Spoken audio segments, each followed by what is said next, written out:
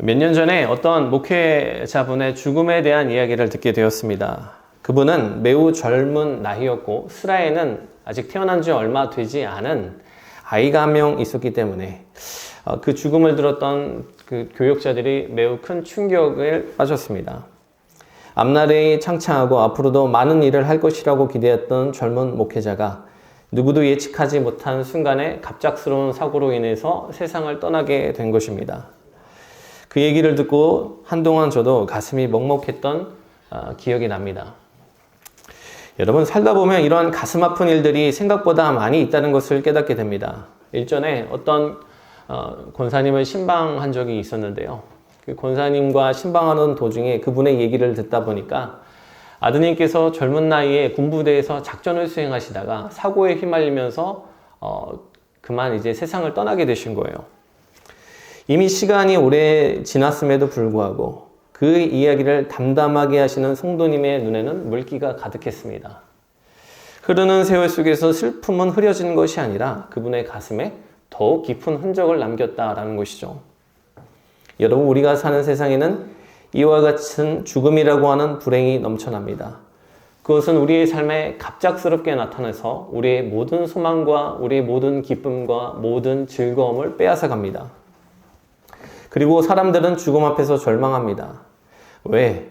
다른 종류의 고난들과는 다르게 이 죽음은 우리에게 불가역적인, 도무지 바꿀 수도 변화시킬 수도 없는 절망을 안겨다 주기 때문입니다.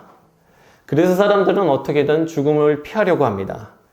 힘을 씁니다. 건강에 갖은 노력을 기울이고 최대한 위험한 일을 피하기도 합니다. 그러나 그럼에도 불구하고 그것은 우리 모두에게 찾아온다라는 것이죠.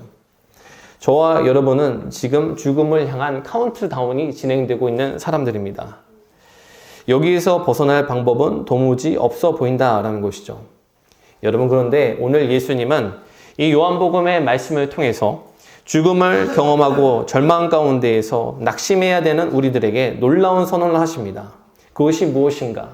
예수님이 부활이시고 예수님이 생명이시기에 그분을 믿는 자는 결코 죽지 않는다라는 것입니다. 여러분, 오늘 우리가 읽은 말씀은 요한복음 11장 25절부터 26절까지의 말씀입니다. 이 말씀의 배경이 되는 요한복음의 11장의 전반부를 읽게 되면 이 예수님께서 사랑하셨던 삼남매 마르다, 마리아, 나사로의 이 가정 가운데에 문제가 생긴 것을 우리가 발견하게 됩니다. 여러분, 말씀을 읽다 보면 이 삼남매는 예수님에게 있어서 매우 특별한 사랑을 받는 사람들이었죠. 그래서 우리가 복음서를 읽다 보면 이 삼남매가 주님과 계속해서 얽히고 부딪히는 에피소드를 만들어내는 것을 보게 됩니다. 그래서 실제로 예수님께서도 십자가 고난을 둔 마지막 그 주간에서도 그들의 집을 방문하실 만큼 이 삼남매는 예수님에게 있어서 특별한 사랑과 애정의 대상들이었다라는 것이죠. 그런데 아까도 말했듯이 이들 가정에 문제가 생긴 거예요. 오빠 나사로가 갑자기 중병에 들었는데 너무나도 급작스럽게 병이 악화가 된 나머지 그 증세가 악화되어 사경을 헤매게 된 것입니다. 그래서 누이들이 예수께 사람을 보내요. 오라비가 이러한 상태입니다. 도와주세요. 이렇게 요청을 했음에도 불구하고 주님은 바로 그들에게 찾아가지 아니하시고 나사로가 죽어서 무덤에 있은지 자그마치 나흘이 되고 나서야 그 다음에서야 그들을 찾아오셨다라는 것이죠. 마침내 주님이 오셨다는 소식을 듣고 마르다가 주님을 마중 나갑니다. 그리고 주님을 만나서 주님께서 계셨다면 우리 오라비가 죽지 않았을 것입니다 라고 얘기하며 주님을 원망하죠. 예수님께서 너의 오라비가 다시 살아날 것이다 말씀해 주셨음에도 불구하고 마르다는 그 얘기를 듣고서 주님, 저도 마지막 날에는 주님께서 부활을 시켜주실 줄 믿습니다. 그것은 저도 알고 있습니다 라고 대답했다라는 거예요. 여러분, 사실 이것은 정말로 이 마르다가 부활에 대해서 확신하면서 한 대답이 아닙니다. 이것은 사실 원망과 탄식이 섞인 채 그냥 지적으로 하는 고백일 확률이 높죠. 마르다도 사실 예수님이 능력이 있는 분이라는 것은 압니다. 그러나 주님께서 아무리 자기가 부활을 시켜주신다고 말씀을 하신들 이미 장사한 지 나흘이나 되어서 썩어버린 오빠를 생각할 때 정말로 주님이 그를 살려주실 수 있을지 잘 모르겠는 거예요. 부활을 고백하기는 하지만 부활을 믿지는 못했던 것이 그녀의 연약한 한계였다는 것입니다. 실제로 29절에서 예수님이 무덤가에 돌을 치우라고 명령하셨을 때 마르다가 뭐라고 얘기합니까? 주여, 죽은 지가 나흘이나 되었음에 벌써 냄새가 나나이다. 죽은 지가 나흘이나 되어서 벌써 냄새가 납니다. 다시 말하자면 주님, 이미 가능성 없는 사람에게, 이미 망해버린 사람에게, 회복될 수 없는 사람에게 왜 그러십니까? 그만두시죠. 마르다가 그렇게 말했다라는 거예요. 입술로는 주님께서 마지막 날에 부활시켜 주실 것을 믿었지만 사실은 주님이 진짜 그를 살리려고 하셨을 때 죽은 지 나흘이나 되었다고 주님을 만류하더라. 뭘 말하는 것인가? 입술로는 부활을 믿는다고 했지만 사실은 그 마음속에서는 그 부활이 가능하다라고 생각하지 못했던 연약한 믿음을 가졌던 사람이 마르다였다라는 것이죠. 그러나 그런 연약한 믿음의 마르다에게 주님은 오늘 말씀을 통해서 분명하게 선언하십니다. 우리 25절과 26절의 말씀을 함께 합독합니다. 시작! 예수께서 이르시되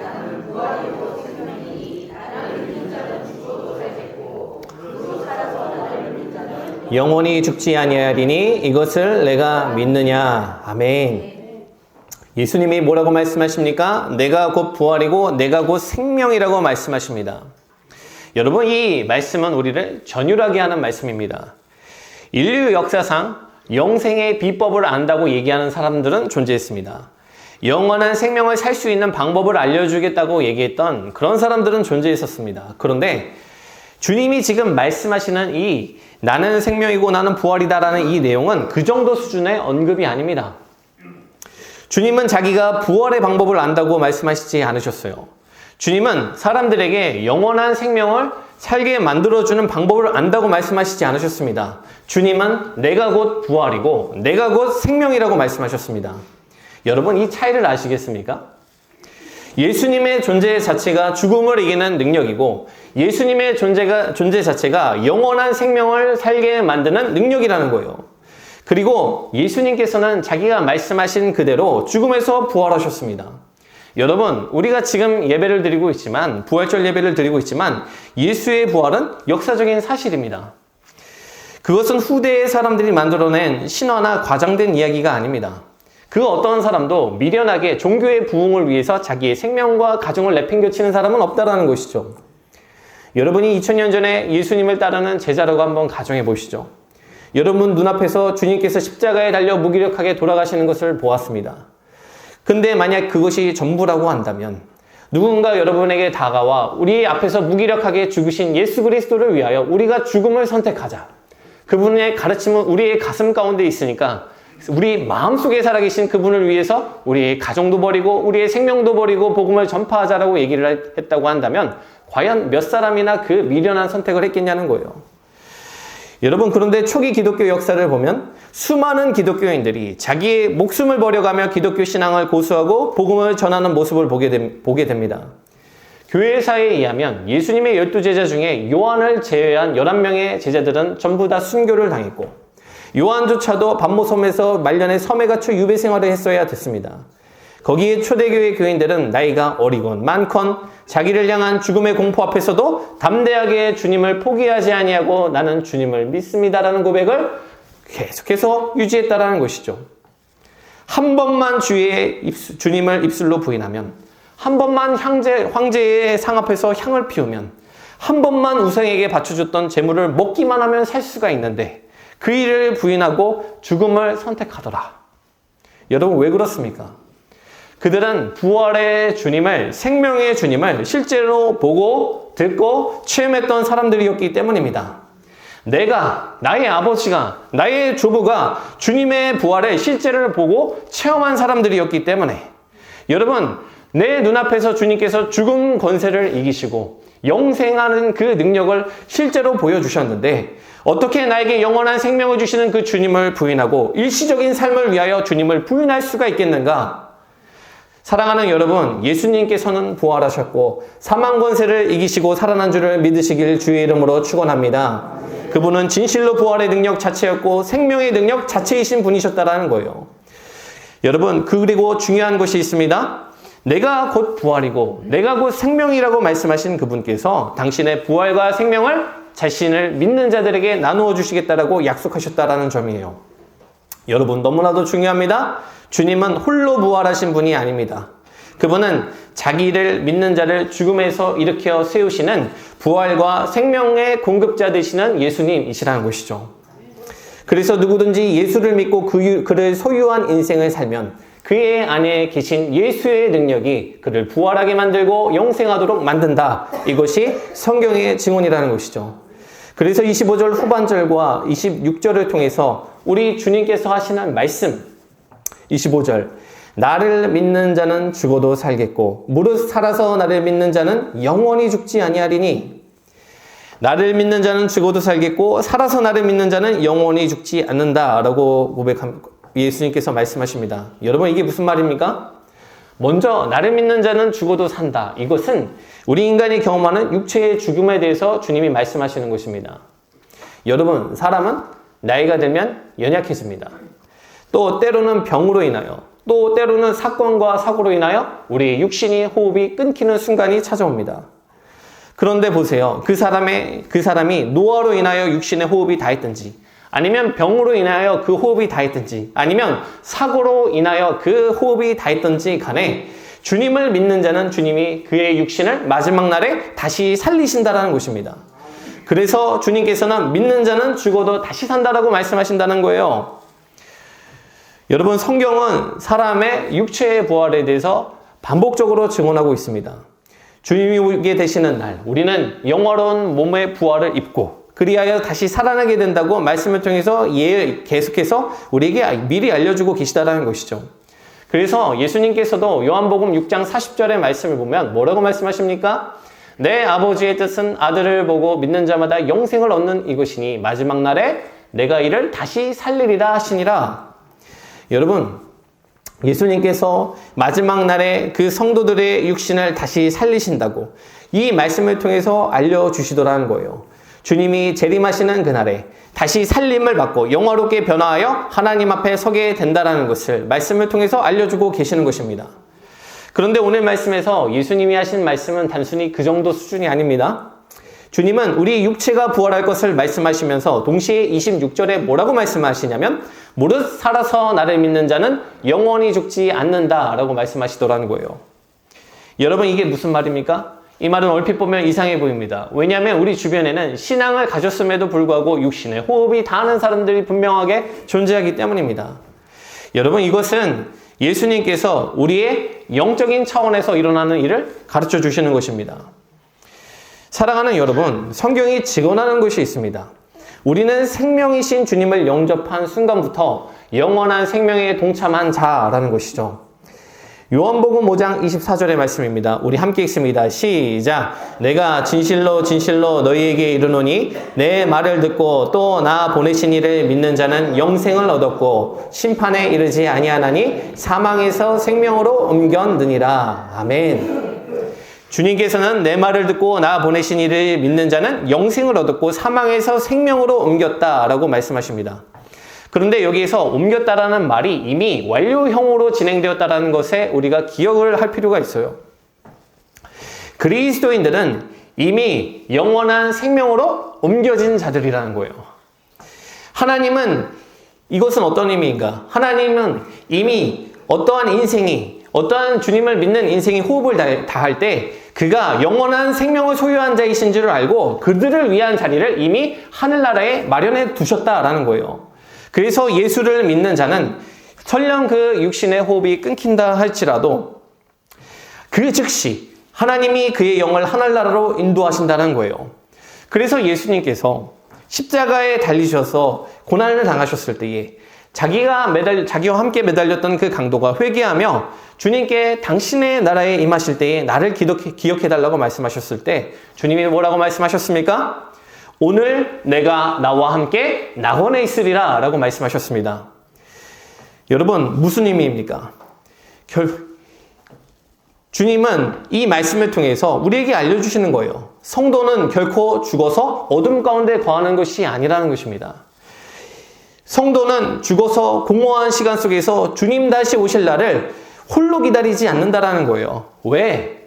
그가 이미 영원한 생명을 소유한 것을 아시는 하나님께서 그 즉시 그의 영혼을 자기 품 안에 안으시고 그를 자신의 나라로 초청하시기 때문에 결과적으로 예수님은 당신께서 성도들의 죽은 영혼도 다시 살리시고 그의 영혼을 하나님의 품으로 인도하여 단 한순간도 하나님과 단절되지 아니하고 영원히 살게 만드시겠다고 오늘 말씀을 통해서 이야기해 주고 계시더라는 거예요. 여러분, 여러분의 구주가 예수님이십니까? 여러분의 주인이 예수님이십니까? 그렇다면 여러분 안에 이미 죽음을 이기는 부활의 능력이 영생하도록 만드는 생명의 능력이 충만하다는 사실을 믿으시길 주의 이름으로 축원합니다. 우리가 이 부활에 대한 믿음이 있으면 다시 만날 수 있다는 소망이 있으면 살 수 있다는 것이죠. 살아가면서 우리가 경험하는 괴로움과 아픔이 얼마나 많냐는 거예요. 제가 얼마 전에 한 50대쯤 되시는 성도님께서 수술을 하시고 엄마가 보고 싶다고 우시는 것을 본 적이 있어요. 여러분, 근데 제가 그 모습을 보면서 아이가 나이가 먹고도 주책이다 이런 생각이 드는 것이 아니다. 왜 이렇게 가슴이 먹먹해지는지.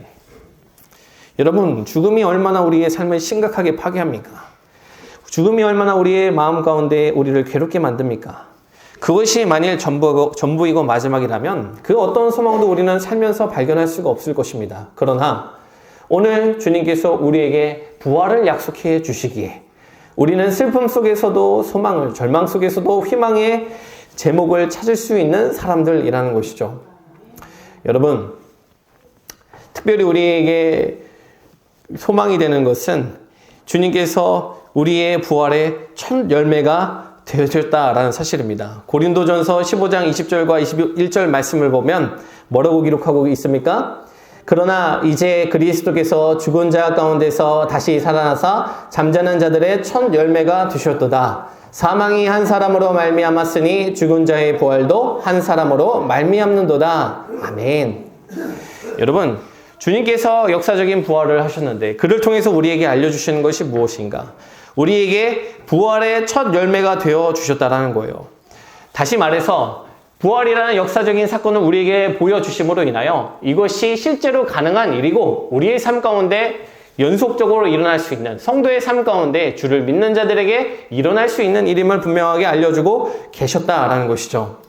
여러분, 오늘을 살아가고 있는 우리 가운데에는 죽음과 머지않는 삶을 살아가고 계시는 분들도 계실 것입니다. 또 나를 찾아오는 그 죽음에 대한 두려움으로 말미암아 마음의 깊은 절망과 낙심 가운데 살아가고 계시는 분들이 계실 수도 있을 것입니다. 그러나 여러분, 우리는 주님 안에서 부활하여 다시 만나게 될 줄 믿으시길 주의 이름으로 축원합니다. 그곳에서 우리는 헤어지지 아니하고 슬픔도 아픔도 괴로움도 없는 그곳에서 영원히 함께하게 될 것을, 그 일을 우리 주님께서 행하실 것을 믿으시며 신앙생활하는 사람들이 우리 사랑하는 가산감리교회 성도님들의 심령과 삶이 되시는 은혜가 있으시기를 주의 이름으로 축원합니다. 우리 마지막으로 함께 이렇게 고백합니다. 주님 부활하셨습니다. 주님 다시 사셨습니다. 우리도 부활할 것입니다. 우리도 다시 살 것입니다. 아멘. 간절히 바라기는 부활절을 맞아서 함께 예배드리는 저와 여러분의 심령 가운데에 이 부활에 대한 믿음이, 영원한 생명에 대한 소망과 희망이 굳건하게 자리 잡는 은혜가 있으시기를 주의 이름으로 축원합니다.